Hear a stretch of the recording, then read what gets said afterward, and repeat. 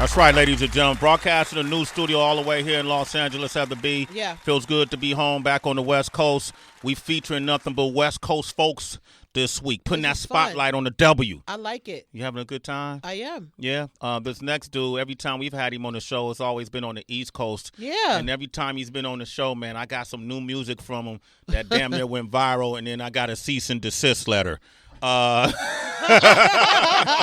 Seems to always happen, man. This dude is doing big things right now. He got his upcoming album debut for Atlantic Records. Yes, sir. He's actually the vice president of A&R at Atlantic Records. That's popping. He had his company. He got his company Make a Sound.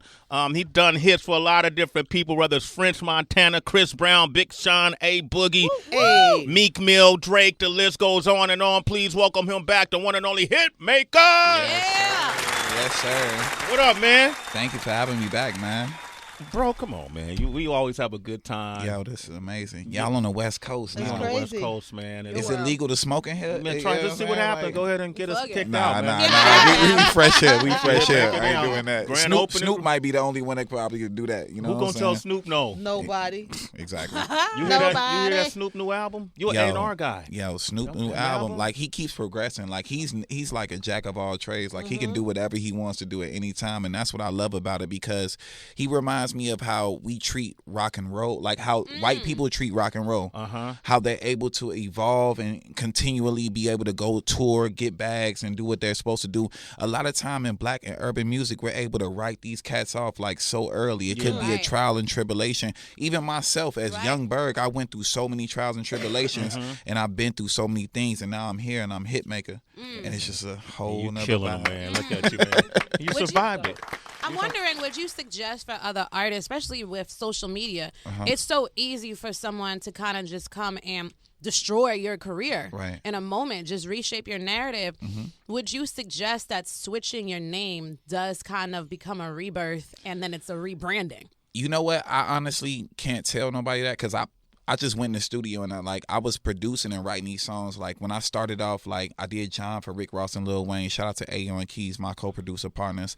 That was nominated for a Grammy. Then I did Tamar Braxton, the one, and I had Grammy nominations and things of that. And I just went in the studio one time. I was doing DJ Infamous single with Ludacris, Jeezy, and Juicy J, and I just said Hitmaker before the song one time, and I was like, oh. It sticks. That's how you came up It with? wasn't like I made like a like conscious a change, like, decision. like, Got I'm gonna be you. Hitmaker now. It just kind of happened. It wasn't a strategy. Yeah. You didn't have like 10 names and narrowed it down and tried But it no, out. like, I agree though. Like, I think that the biggest rebrands in the last 10 years or whatever in rap history is 2 Chainz. Okay. Oh my Titty gosh, Boy, yes. Titty Boy to 2 Chainz, Joe Budden to where he is now, and he still kept the same name, and Young Berg the Hitmaker. Oh, you put you in it. Okay, I like that. I'm like, Got you. I was like, what was the third one going to be? Yeah. You know what I mean? Sure. Like, Humbly. I gotta, I put myself last. But You know did what I'm Jay-Z saying? do that? People always asking who's the best. He inserted himself in the conversation. Nas, Biggie, or me. You know, Yeah. So, you got to Biggie, do Jay-Z, that. or Nas? Biggie, Jay-Z, or Nas. Yeah, humbly. All right, so we're going to officially end the conflict with Hitmaker and Rob Markman on the show today. Round of applause. Hey, Come on, yeah. What I love Rob happened? Markman. What conflict? No, this wasn't no big deal. It wasn't no conflict or whatever. Like, me and Rob, like, Rob, shout out, he's a good guy, and I respect everything he does. Like, I love Genius. I love that whole platform. And Rob's one of the most credible journalists to come in. and you're his mentor. You know, I watch everything. I know everything. Yeah. You're his mentor from the ground up. That's my I brother. know how he reveres you. I know how he looks at you. So it would be no way that I could come up here and like say like foul things about him, because we really don't have nothing foul to say. It was just a little Twitter dialogue. Yeah, that's all good. That's all it. good. Yeah, it's good. Oh, It's okay. good. No, It was no, a little no, Twitter no back fight. and forth. It wasn't no big fight. Yeah, Yeah, just, nothing alpha, like that. just alpha males Just going opinions. after the meat. Yo, it's 2 opinionated guys. You Yeah. know what I'm saying? Like, he has a real big opinion, and I think that me personally going through what I've been through and being able to have these hit records right now, like, I'm speaking for the culture. So I was just talking about it, whatever. And I'm sure that when I go to New York, we're gonna sit down and have a conversation. I would love to do it. You know what I'm saying? Y'all 'Cause- gonna come on the show doing on Sway in the morning? Of course. Yeah. So what was the subject matter?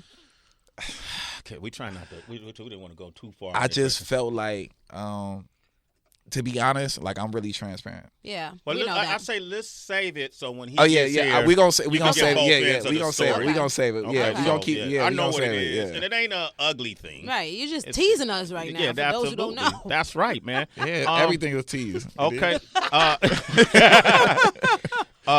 Vice President of A&R. How did that? Who approached you for that job? Man, my whole life changed. So around the time that I seen you guys last, I think Big Sean Bounce Back had just came out, and I was premiering that kind of on you guys' show. That record went 5 times, 6 times platinum. It was a #1 record for me. Then I did Chris Brown Party with my partner Chris Sean, and that was my second #1. After that, Ryan Press, who's like a mentor to me, introduced me to Craig Calvin and Julie Greenwald, and I went in there and I'm like, yo, there's no young executives, there's no Irv Gotti, there's no Dame Dash, there's no Jay-Z, there's no subsidiaries in Atlantic Records, with the exception of my boys QP and M and High Bridge and all that. I don't want to disrespect nobody, but that was my whole story, and I was just like, yo, nobody's doing what I can do. I'll come and turn this whole label upside down. Okay. And they believed in me, and 2.5 years later, I've sold 15.5 million records for Atlantic Records. Woo! Wow. I wrote and produced these records too. It's not just like me being an A&R connecting the dots. Like those are songs I wrote and produced. When you take a position like that, because we only hear the titles, we hear Senior VP of A&R, but what exactly comes with that? What is your job description? Well, how do you spend your days? Yeah. Me personally, in the studio. Okay. Because I think that like if we really put everything in perspective, everything starts before you can have an A&R, you can have a manager, you can have anything. You have to have a record. You have to be a talent. You have to build from a base. So what I've been doing is just cultivating just different talent, and like my gift is to bring all these different songwriters together, whether it's Jazzy, whether it's London J, whether it's different people that I work with, Landstrip Chip, and all these people have record deals, and all these people been around me, and just they have deals from being around this whole nucleus that we've created ourselves, and it's just like I'm just lit with this. Like I don't stop. Like it's 24-hour day process. I think that A&R's punch in and punch out. I'm nonstop with this shit. You not. Let me ask you this: we had Chance the Rapper on the show, and he damn near gave us a soliloquy on why artists shouldn't sign with labels. Right. And be independent and control everything from the top down, who you work with, your distribution, marketing, promotion, so on and so forth. You are working with the label. Right. So obviously you want artists to sign to where you're working with. What are the best deals now? What kind of deals are labels giving artists that you think are advantageous to the artist? It depends on how your leverage is. Okay. If you're just a talent that I meet on La Cienega Boulevard that has no following or anything, and I just believe in you, then I would take you under my wing and present you to the label and possibly get you a certain type of deal. If you're somebody that's Lil Tecca or anybody that these people are signing right now that just have a super social following and all of that, you have to have a bigger deal. It's something that you have different ownership. So it's all a case by case scenario. But for me, like when you come and work with me, I'm a built-in hit. Okay. Hit makeup. You're gonna have a hit regardless. It don't even matter, yo. So because he just got G Perico's information, and I told him, man, That's y'all done. need to hook. So remember when that Grammy award? He give me real West Coast vibes though. It feel like Easy West Coast vibes. Oh, like it absolutely. feel like the image and everything. Yo, like and I'm new to his vibe, so I'm appreciative of you linking us up. Oh man, that's what we do, man. Just shout me out on that stage, baby. Oh. All right. We're known for playing your music first, then everybody else catches on. Right. They saw Sway and them playing it. Heather B, she announced it. Tracy Right. G threw it in the. I think this is another one of those. You got a new single called Thought Box. Thought Box, yeah, that's my single. So I don't say it right. yeah, Right. I You say kinda it hesitantly. like I'm having a thought, Right. but it's thought. right now, like it's so crazy. I've been like, I started off this whole journey, Sway, like Heather, everybody in here, like I was telling, like I remember like I was doing Love and Hip Hop in like 2014, and like everything folded and went crazy on that situation. And Jeremiah is like one of the people that changed my life, and he took me on tour with him. He was on tour with J. Cole, YG, and I was on a bus screaming like, I'm about to be the next Puff Daddy. I'm gonna be the next. I ain't have nothing going at that time or whatever. And like that transition of me remaking and flipping all these songs. So anytime you hear a flip on the radio, when it's done correctly, it's done by me. And a lot of people are kind of like getting into the wave right now. What do you mean? just I can give examples, whether it's Wife and Lucci All Night Long, that's out with Trey Songz, excuse me, right now. Troubled with the girls with the cucumber challenge, that's a flip right there. I mean, I got like Leighton Green. I have like, man, so many different flips of things that I've done or whatever. That Tiana Taylor's new record with King Combs, how you that's want so it. good. That's doing really I've done well. all these records, so all these songs are things that like I wanted to bring what I loved about the 90s and early 2000s back to what this whole climate is right now, to separate the cloth, because I remember like a year ago was 2 years ago was mumble rap, and now it's like, okay, I'm bringing back authentic and classic samples, and these songs are going top 10, they're going number 1, and like people are embracing it. So I feel like it's a shift in the culture. So now it's just, man, like even A Boogie, look back at it, like that went number 1. That was A Boogie's first number 1. Man, that was a banging ass Great song too. song. Hitmaker is Meek Mill, Dangerous, banging song. number 1. So, all of that. I mean, Okay, you killing it, kid. I'm just trying to do different things. So now Thoughtbox is here right now, and it's on my producer album. Okay, cool, man. You got that. What you want to say? You want to say something? No, yeah, I've been every time I hear like the Hitmaker, and then I've heard like Fall in Love. I mean, A. Marie 2 sample, Chainz and Ariana Grande. Now, are all these samples like is Atlantic Records taking care of it? Is it lucrative to work with these? Can things? I be honest with you? Yeah. Shout out to Paul Cabin. These are not samples. They sound like samples, but we're replaying everything. Wow. Paul Cabin is just a genius, and he's one of my co-producers that I work with, and he's replaying all these samples. So it's not an actual sample. Okay. Oh, wow. So you did the A Boogie joint too? Mm-hmm. So was he inspired by Michael Jackson when he just like that?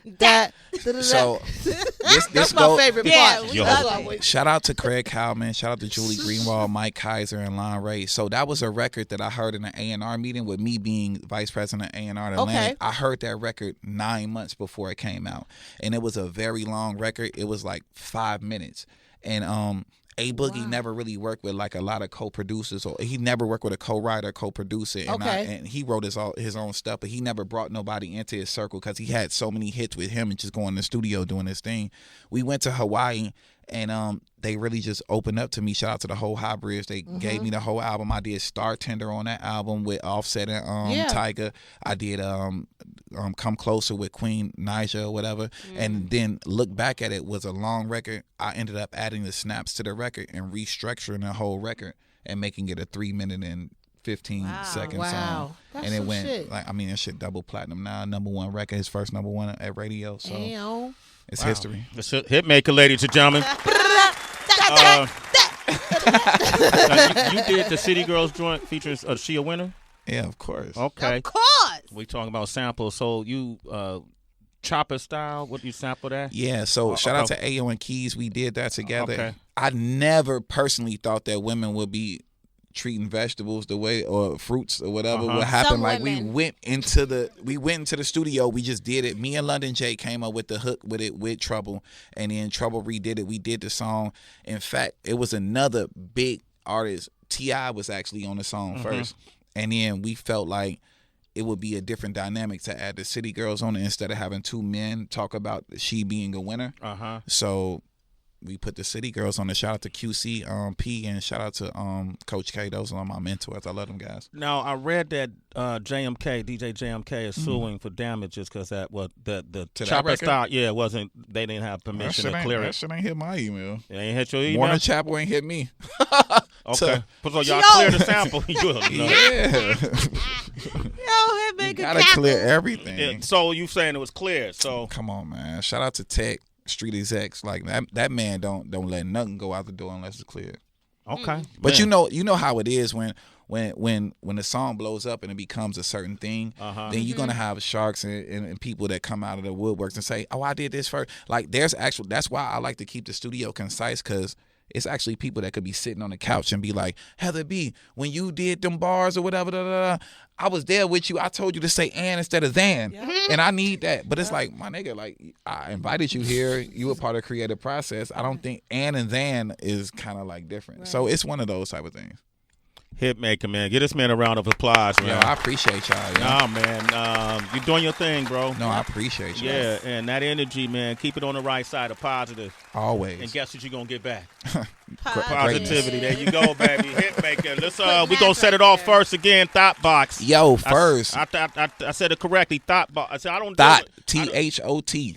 Yeah, Thought. Yeah, Rhymes Thought with box. Sway. Like not. bot. Yeah. Like Thought. Yeah. Shout out to shout out to Queens. Mustard, shout out to DJ Khaled. Anybody that's able to put together these type of songs, man. I know you got great hairs. I know you fucking died twice and came back to life. Whoa. This record right now is featuring Meek Mill, A Boogie, 2 Chainz, Tyga, YB, and Amir, and having and myself Hitmaker. So having 6 people on the song is kind of interesting and making it in the studio too. Nah, it was a process. Okay. The hook came first with London J and the beat nonstop, and then I went and got everybody on a record. Getting the clearance is even more difficult too. But you got it done. What? Okay. It's the only way to do it. I like this kid, man. Yo, I love him. I did probably like his whole album. Fuck It Up, his new single with City Girls and Tyga. I did that too. Man, you need to bring him on the show. Damn. Once you walk him like a VP you are, you bring him to the show, you get off the mic, let him do the talking. Big tough. Okay, you ready? Man, I appreciate you, sir. Give out your social again. Oh, man. You can catch me at Hitmaker everywhere. HITMAKA. You got another work? hit for your girl, too. You got one for the Okay. You ever work with Omarion? Omarion? Yeah. I did his last single. The last single? What is the name of his last single? Wow, you work a lot. I mean, I did so many, dog. Sway. Drop mic. Okay. Omarion's up next. You want to talk with Omarion? 888-742-3345.